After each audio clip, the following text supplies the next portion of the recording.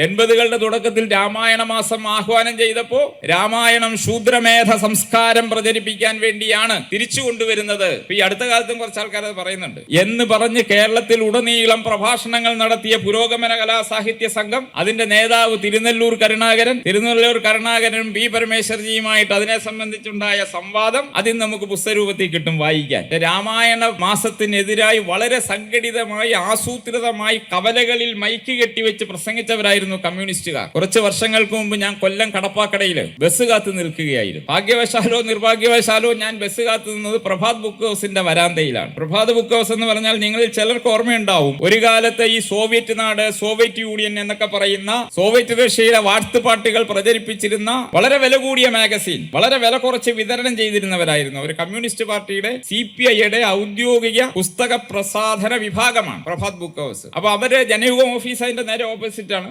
ഇപ്പുറത്ത് പ്രഭാത് ബുക്ക് ഹൗസിന്റെ ഓഫീസ് ഉണ്ട്. അപ്പൊ ഞാൻ ഒരു കൗതുകത്തിന് വേണ്ടി, ഒരു പുസ്തകശാലയായതുകൊണ്ട്, പുസ്തകം മേടിച്ചാലും ഇല്ലേലും അതിൽ കൗതുകത്തിന് വേണ്ടി കയറുക നമ്മുടെ ഒരു ശീലമായതുകൊണ്ട് ഞാൻ ആ പുസ്തകശാലയിൽ കയറിയപ്പോൾ എന്നെ അത്ഭുതപ്പെടുത്തിയ ഒരു ചിത്രം ഉണ്ടായിരുന്നു. കാരണം അവരുടെ പുസ്തകശാലയുടെ അലമാരികളിൽ രാമായണം അട്ടിയട്ടിയായി വെച്ചിരിക്കുന്നു വിൽക്കാൻ. ഞാൻ അവരോട് ചോദിച്ചാൽ, നിങ്ങൾ ഈ കമ്മ്യൂണിസ്റ്റ് പ്രസിദ്ധീകരണ ശാലയല്ലേ ഇത്, അപ്പൊ നിങ്ങൾ എങ്ങനെയാണ് ഈ രാമായണം വിൽക്കുക, നിങ്ങൾ രാമായണത്തിനെതിരല്ലേ എന്ന് ഞാൻ ചോദിച്ചു. അപ്പൊ അവർ പറഞ്ഞ്, കമ്മ്യൂണിസ്റ്റുകാരുടെ ആണെങ്കിലും ഇതൊരു പുസ്തകശാലയാണ്, കച്ചവടമാണ്, ആളുകൾ വാങ്ങിക്കുന്ന പുസ്തകമല്ലേ ഇവിടെ വെക്കാൻ പറ്റുള്ളൂ. ഇതാണ് അദ്ദേഹത്തിന്റെ ചോദ്യം. അപ്പൊ വളരെ സംഘടിതമായി രാമായണത്തെ ഇല്ലാതാക്കാൻ ശ്രമിച്ചവർ രാമായണം വിറ്റ് ജീവിക്കേണ്ട ഗതികേടിൽ ഒരു പരിവർത്തനം സംഭവിച്ചിരിക്കുന്നു. അപ്പൊ എന്തായാലും ഈ ഒരു മാറ്റം നമ്മുടെ നാട്ടിൽ ഹിന്ദു സമൂഹത്തിന്റെ ഇടയിൽ ഉണ്ടായിക്കൊണ്ടിരിക്കുകയാണ്.